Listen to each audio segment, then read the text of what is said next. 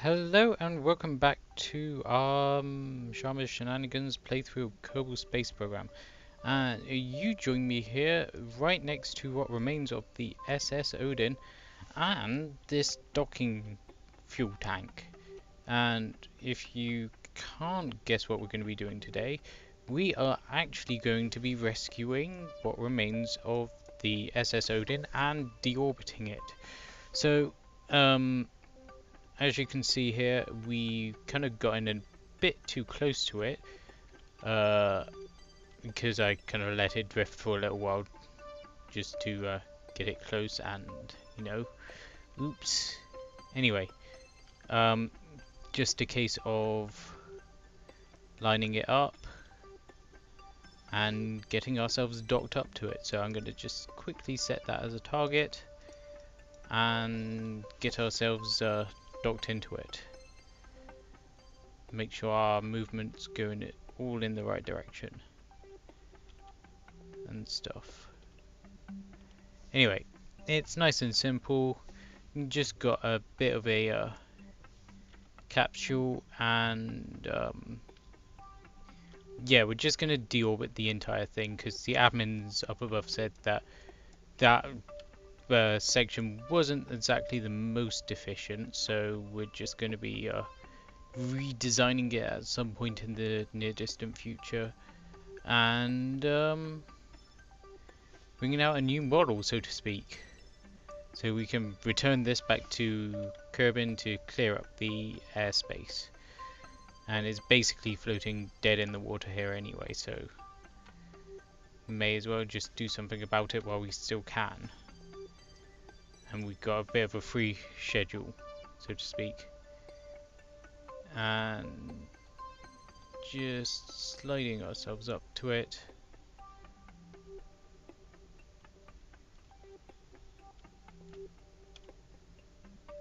Oop, bit too low.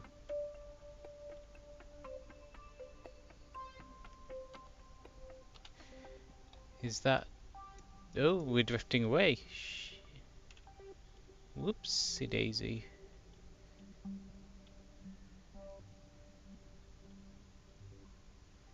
Yeah, at this point I kind of wish we did have the docking cameras so that we can see what, you know, what we need to do and stuff, because it is annoying.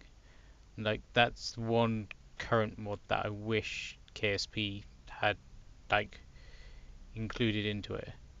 Ooh, bugger. Kind of scratching the paintwork a little bit there.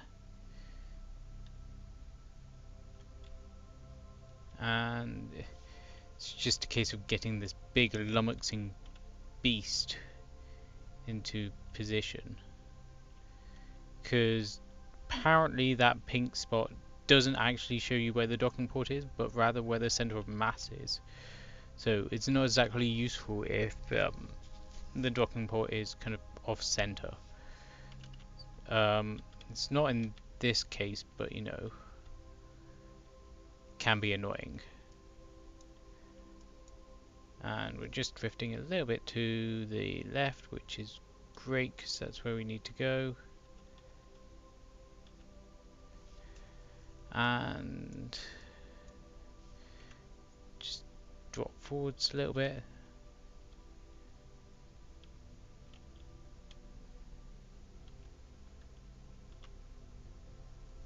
And that is not as stocked up. I thought it would be.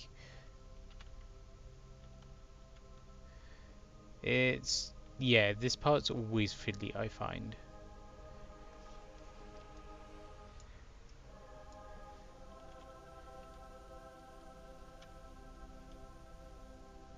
Because it's getting all the little bits and pieces. There we go. To magnetize and go correctly and stuff. There we go. Sorted. And we are docked together. Now, I'm wondering, what section would be best to have the crew in? Because we are going to deorbit this entire stage, to be honest, and like, I just don't want it to be a case of all of those parachutes rip the this stage apart and kill all the crew inside it, which could very well happen. I've seen it happen before on other playthroughs. In alternate universes, those other alternate universes, universe simulations, that so to speak. So I'm wondering where to have people. I have a feeling that because this is all so incredibly heavily armored, that it may be slightly safer to keep the guys in there. So Rodent, no. Genlock, that's who I want. Genlock, you're coming out. And you are going to see an old buddy from the Space Academy. Oh, when you don't get yourself wedged in there.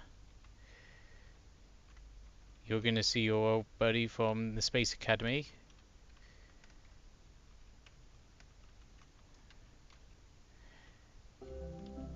And voila, we have two people in the spacecraft. So we're just going to set up a maneuver node and prepare to slow down into orbit. That'll do.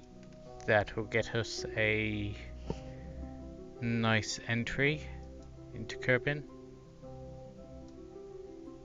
We should do anyway. So yeah. Let's flip our ship around and prepare to slow ourselves down. Anyway, as you can see, we got a couple of new satellites going around the planet Kerbal, and they are basically just more gravity mapping probes so that we can collect a ton of science, because we have collected millions of science from the probes that we have mapping both the Mun and Minmus, so it's great that we got that. And we also have a couple of probes en route to the planet Eve. We accidentally managed to get an encounter for that while faffing about in deep space, so it could have worked to our advantage really. So we're just going to exploit that while we still can. Anyway, we are slowing ourselves, well, speeding up really. We're keeping a hold of this tank so that we can slow ourselves down once we get a bit nearer to the surface. Anyway, we're just going around the sun, well, going around Kerbal. We're going to get a lovely sunrise in a second. Like so. There we go, there's the sun.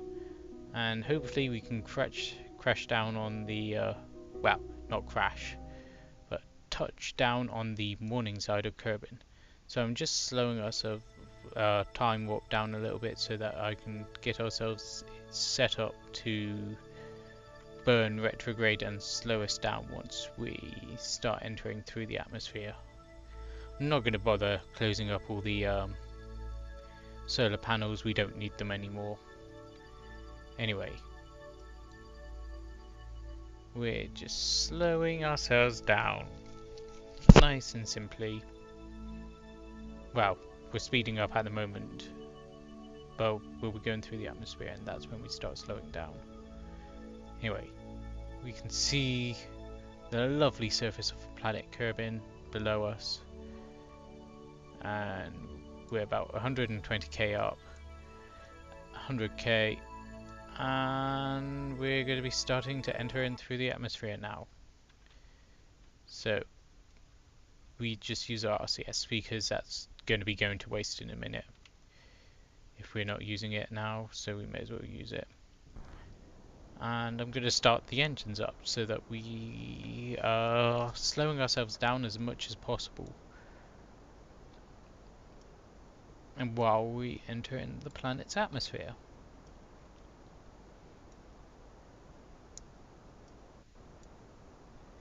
And once we slow down enough, we can ditch that stage, and that can act like a massive parachute and slow down as much of the ship as possible really. I'm actually going to change that to 1,000 and yeah, change the other side to 1,000.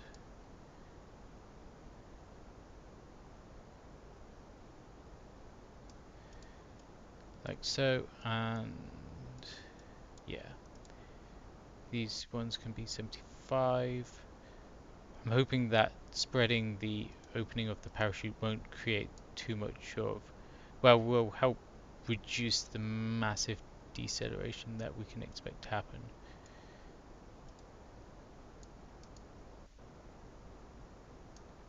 $75 and one more.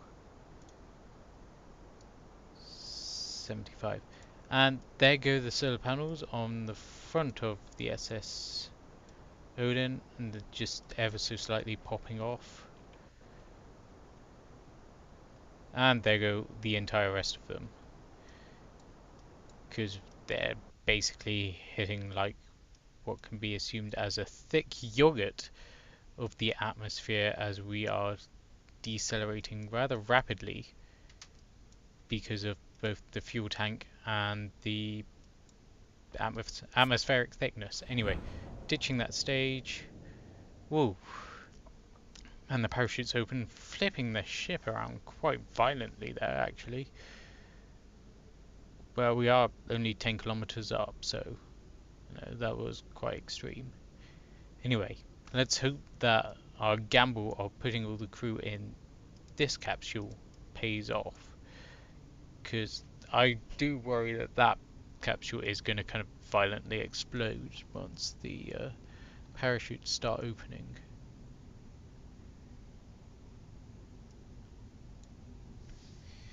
Take off the SAS and RCS as well, just to help balance out the ship really. And we can watch as the capsule, well, the fuel tank crashes into the ground and explodes, and hope that Genlock and Rodin don't do exactly the same. And there they, well, there goes the debris anyway. Oh shit. There goes that. I have a feeling that everything else is gonna crash. Goodbye.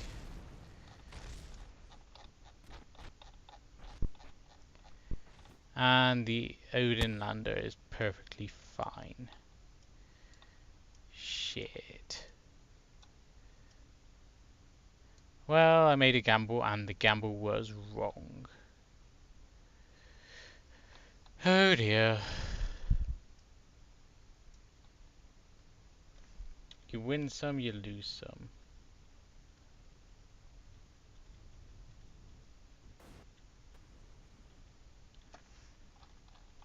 What? How did that survive?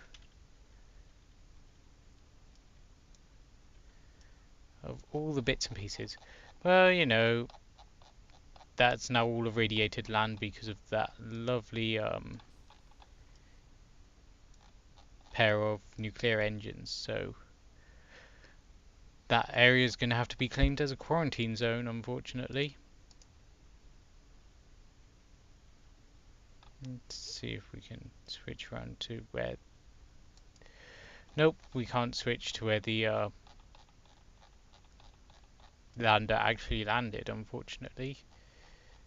So, yeah, let's go back to the Space Center and have a mourning period for those two brave pilots who made the foolish decision of going into the lander because they thought that it was slightly more armored. Anyway, let's take a brave moment of silence and check out the space center. So yeah, regardless of what terrible events just happened, those two are our two new gravity mappers, and let's get Gilbert Kerwin, who was going to be on that flight but decided to chicken out right at the last minute, and clear up some of the debris.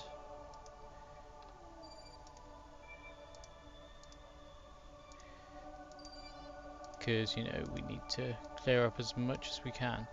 And that's all the landing gear stuff, so... Oh, no, there's a pair of thruster engines up there that managed to stay in orbit, so we may as well terminate those two as well. And yeah,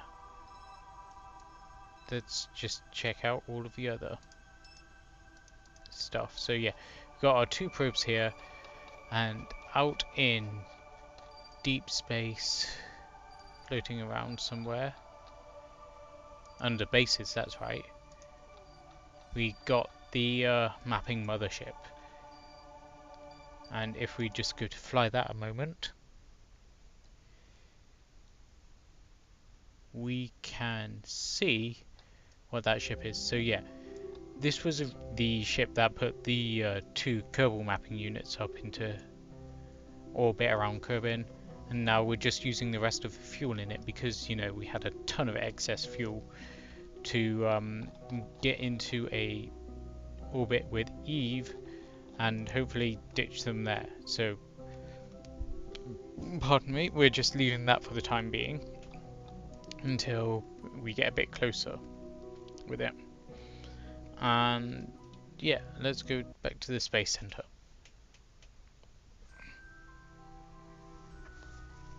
So yeah, that's pretty much the only new additions. We've not really done that much in terms of mapping with the rovers because the ground control crew can't really be bothered with it.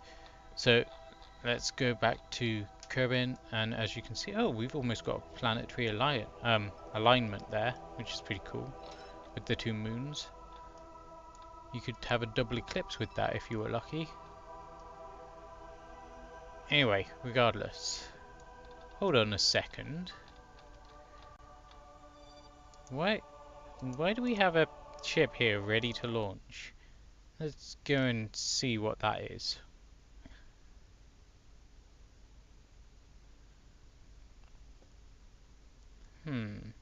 I don't remember clearing this for launch.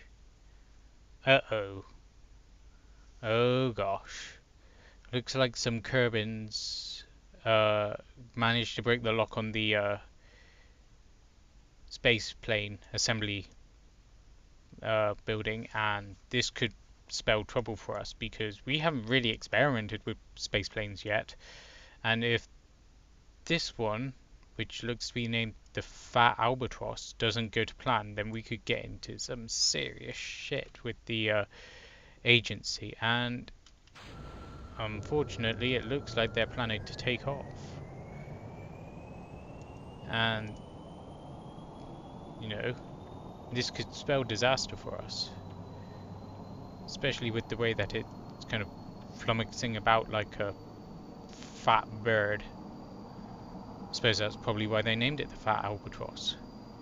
Because, you know, it's not exactly the most elegant thing. It's kind of built with giant thruster on the end of it.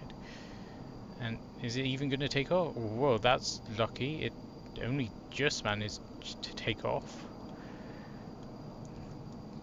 And yeah, I suppose this is the pinnacle of Kerbal engineering. But will it do what a spaceplane needs to and get into orbit? That's the question. I don't know whether it will or not.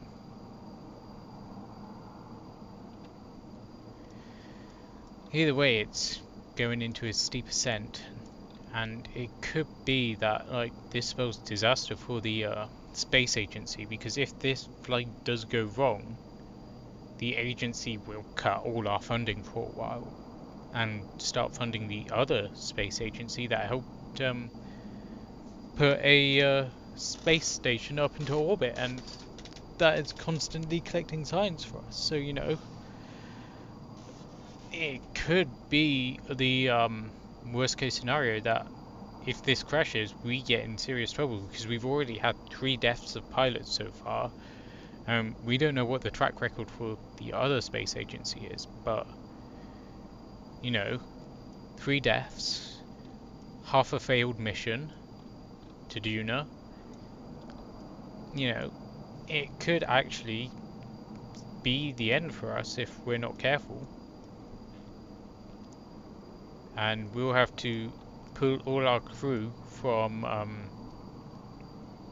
orbit, from the space station, get them back, and uh, tell them you're fired, we're going home, we got no jobs left for you and stuff. So hopefully this will go perfectly to plan, because if not, then we're in serious trouble. And they chose a night to launch, and yeah, that's possibly the worst time, because they can't even see what they're doing. And look at Hammer Kerman in the flight seat there. He's absolutely breaking it and stuff. So I wonder what's going to happen. It's getting up to 16 kilometers high, and the air intakes are getting extremely low. They may have to switch over engines soon. Hopefully this Harbour is smart enough to realise that. He's losing altitude.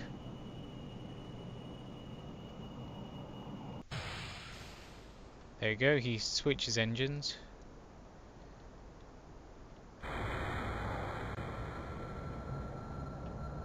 Pulls up a bit.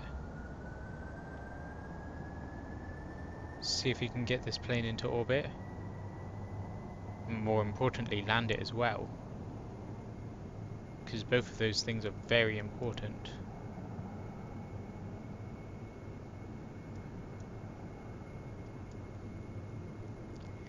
Well, he seems to be doing a good job so far. At least we can take that into account.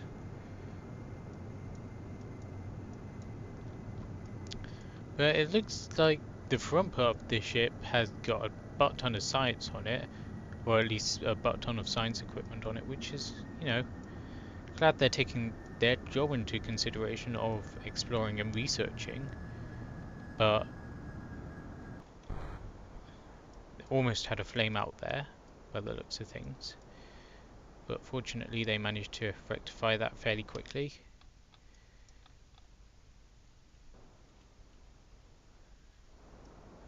Their mapping instruments seem to tell them that they're not going to be going that much higher, so they pull up to a higher angle of attack here to try and raise their periapsis or apoapsis much higher than its current rate. So whether they'll get into orbit or not, I don't know. Hopefully they will. But we'll just have to, wait and see. To be honest.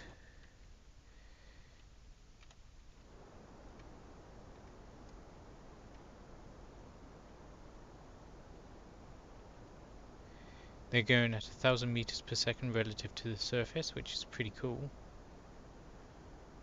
And he's going even higher just to make sure that he can get his apoapsis just out of the atmosphere so that he can perform a circularization maneuver. But I don't think he will have enough fuel left for that. There we go. He's gotten to a high enough point where he could circularize in theory, but whether he will be able to or not, we just don't know. Throttling up again, now traveling at a horizontal height. Oh, and he's flipping around a little bit. Bit dangerous. Let's create a maneuver node for him just to help him.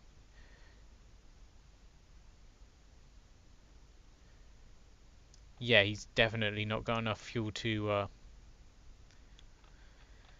circularize that orbit. Let's see if we can at least get him to the daylight side of the planet anyway.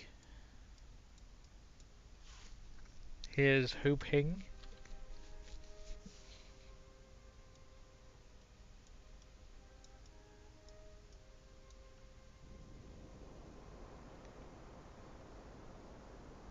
They are out of the atmosphere now, so just a case of burn as much as possible and try and get it as close to the apoapsis as possible as well while burning. 600 meters per sec, well, 650 meters per second, thereabout they need to burn to just get it outside of the atmosphere. So whether they'll be able to do that with the tiny drips of fuel that they have left, no idea. Like, they may be able to do it if they use RCS as well.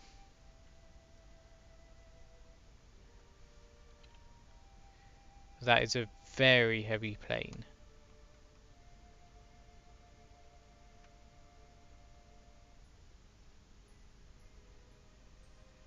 And there goes the main fuel tank. That's now completely empty.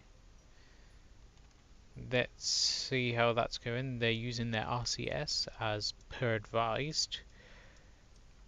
Nope, it doesn't look like that's going to work, so... Well, it may do if they're lucky enough, but honestly I don't think they are. Just gotta hope that they can land it. Or at least bring it in to land on that continent over there.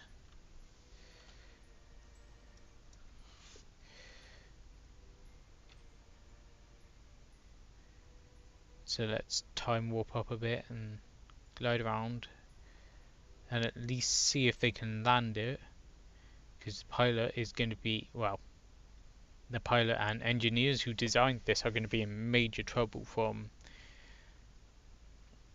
us, at least the head honcho of the space agency that we've got here.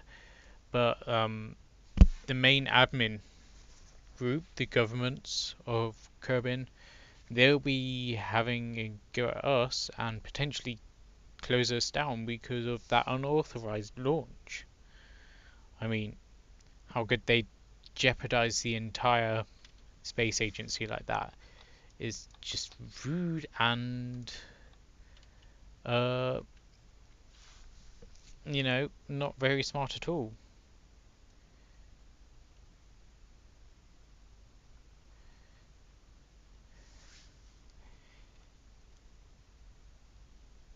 So we're just coming in now.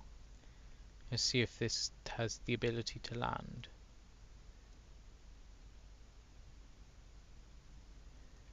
Got some lovely re-entry effects there as we come back in through the atmosphere at what is considerably a high speed. Open up the air intakes again.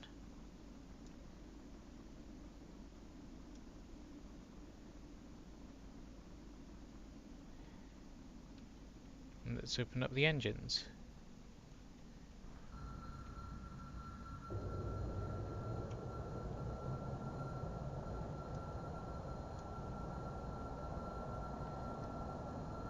And head down to the surface below and try and land this beast. Because we don't know whether this beast is even possible to land. I don't think. Because unless they've been doing sneak tests while we've been out doing a couple of missions, just don't know.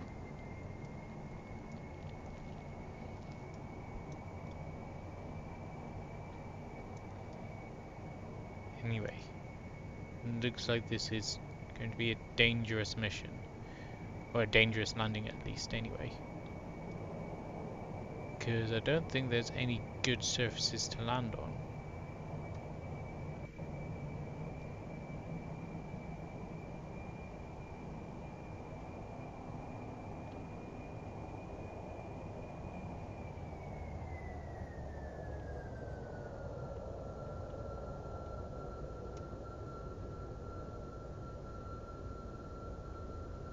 Let's see how this goes.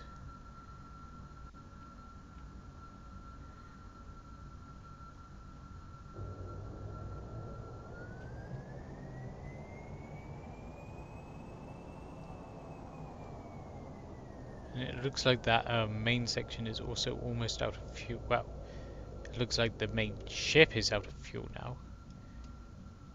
Or, you know, put down the landing gear anyway.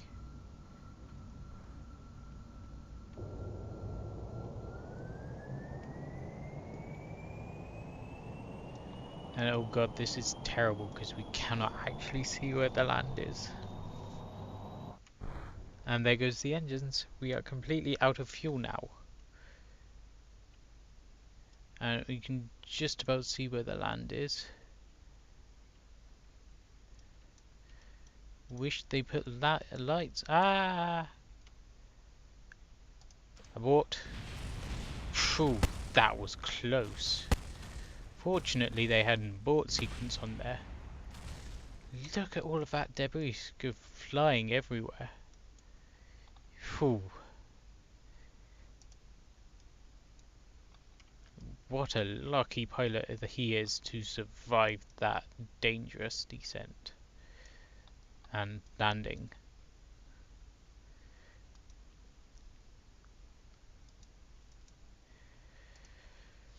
Ah, well, he's going to plant a flag, but we are now going to be in major trouble, you know.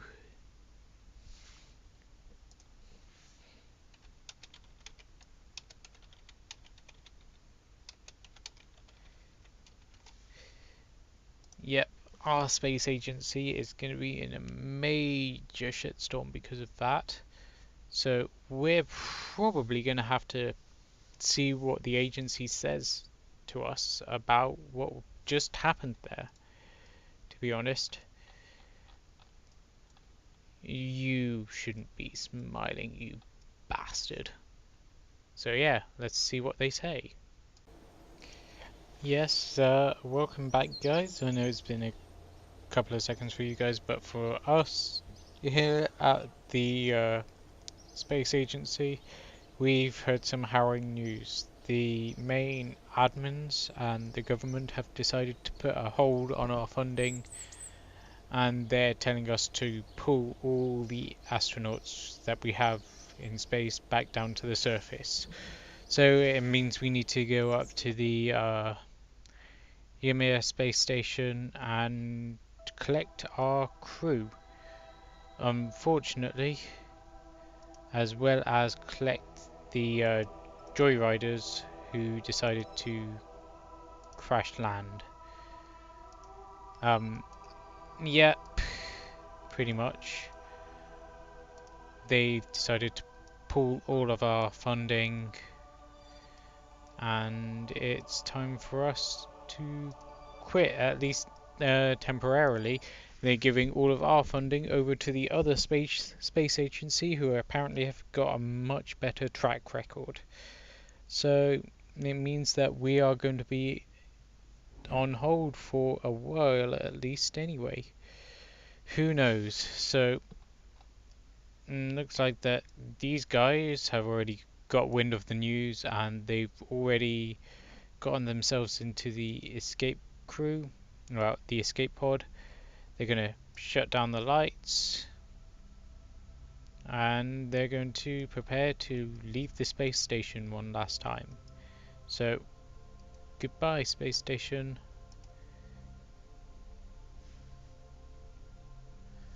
There they go.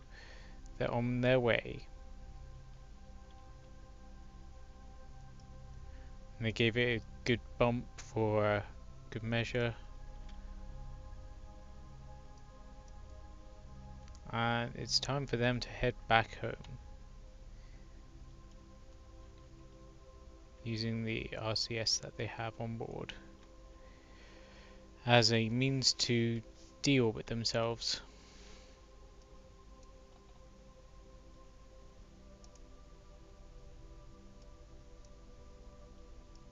So it's going to be a bit of an arduous deorbit, but they can do it.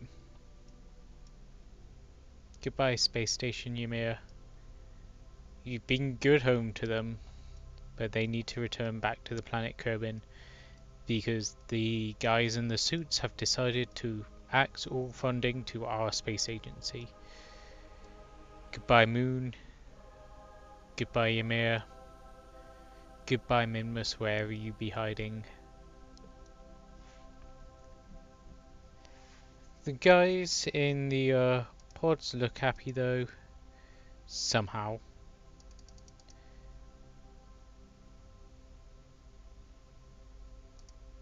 Let's take a look inside the crew ship. They can see what they're doing.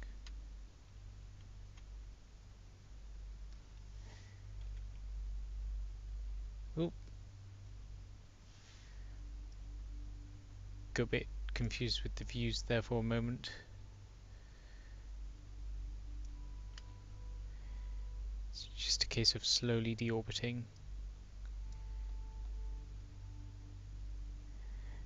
Periapsis is over there. Just gonna take us a little while really, because all we got is these RCS tanks on our ship. Well, our little escape pod. We got plenty of monopropellant, but yeah, it's just a case of slowing ourselves down so that they start to fall and return back to the surface. It's going to take a while for them to be used to the higher gravity, and they're probably going to have to be put into rehab just so that their bones can get used to the higher gravity again. But you know, these things have to be done.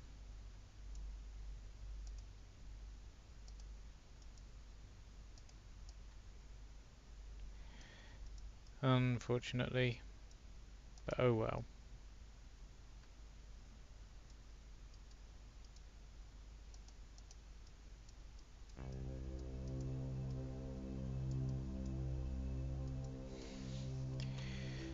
These things occur, and you know, I was suspecting that this would be happening soon, but it's always a shock when it happens sooner than expected.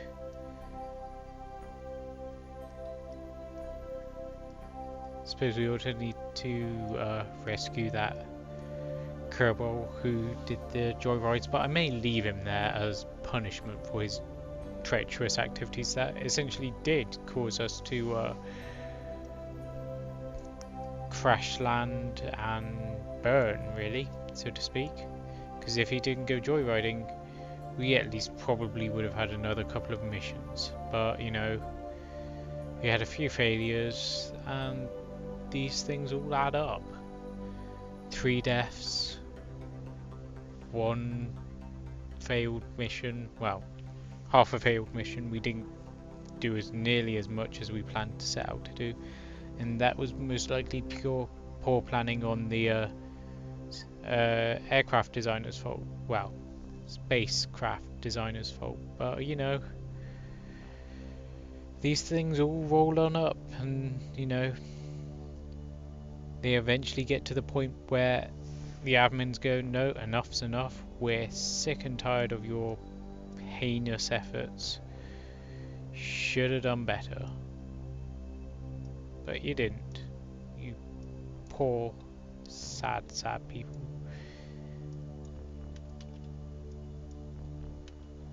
Anyway, I think that's going to be enough for us to start landing. Just going to bring it down to about 30k, and that should be enough to bring us to the surface. Hopefully on some land. Maybe. We've still got a good ton of monopropellant left, so we can use that in a worst case scenario.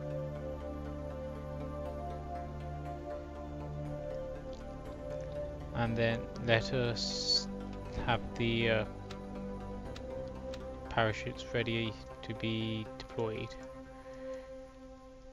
and the landing gear out.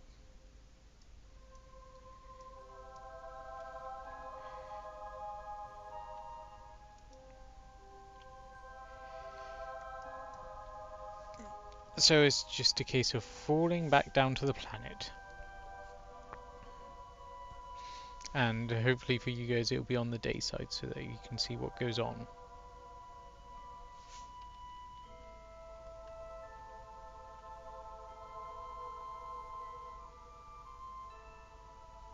just because it may be a bit boring if it's all in the pitch black. Like that flight. But you know,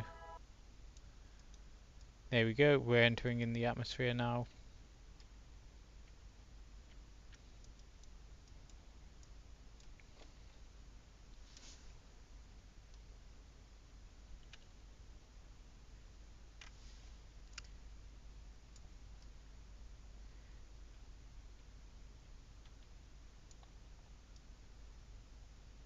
And we are starting to speed up a little bit, surprisingly. Hopefully when we start getting a bit deeper down through the atmosphere, we'll start slowing down. We can just see the sunrise. There we go, we are slowing down now.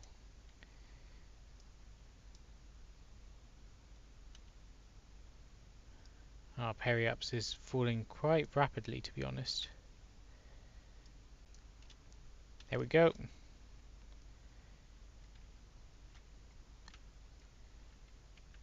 Getting our wonderful re-entry effects.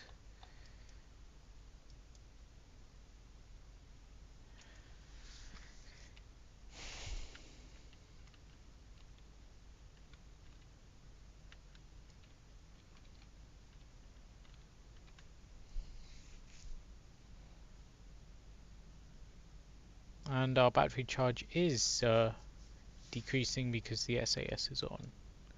And we do have no way to recharge, but we've got plenty of battery power, so that's fine.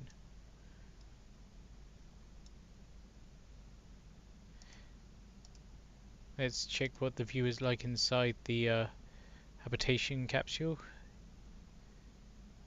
Yeah. Bit cozy, bit cramped, but you know, it works.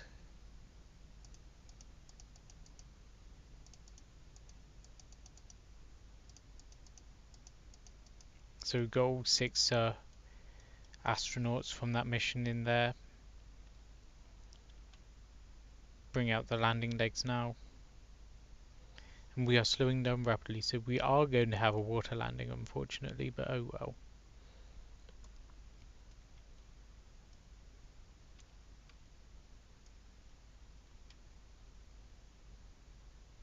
Bit unfortunate, but you know, that kind of stuff is airtight, and they should be able to survive in there a little while until rescue comes.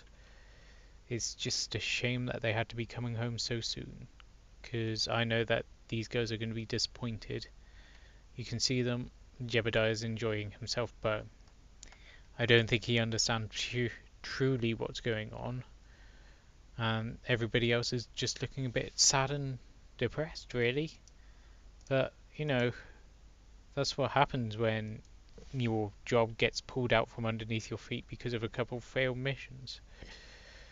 But, you know, what can you do? This shit happens. And, you know,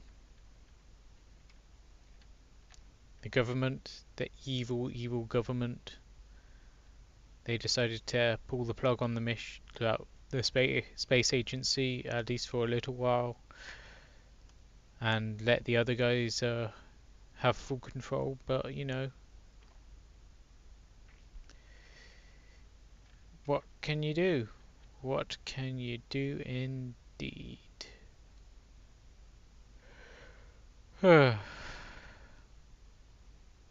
Poor guys. You know, it's a sad state of affairs, but at the end of the day, could have gotten a lot worse. They've only suspended our space license temporarily. It could have been permanently. It's just a case of waiting and finding out when we're allowed to do our mission launches again. And if we are allowed to do our mission launches. You know, it's just a case of playing the waiting game. Like we are now, with waiting for this pod to touch down.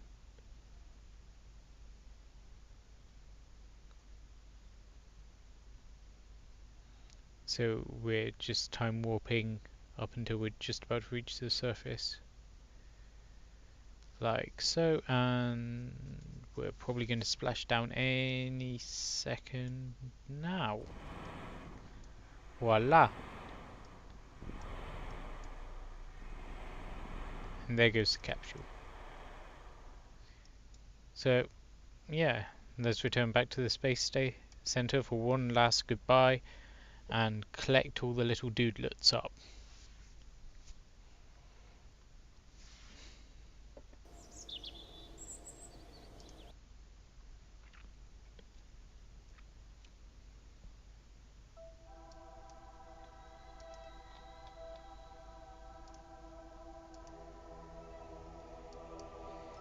Well, that's the end of that then. There's no need to collect any of the other things because they're now all unmanned and whatnot. And the rest of it are probes actually. So it was nice knowing you all.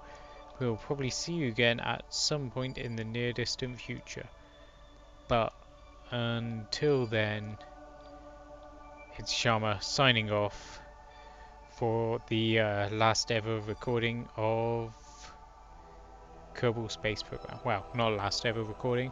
We're the last recording until the government reinstates our space agency license. So, au revoir. We'll catch you later. Goodbye.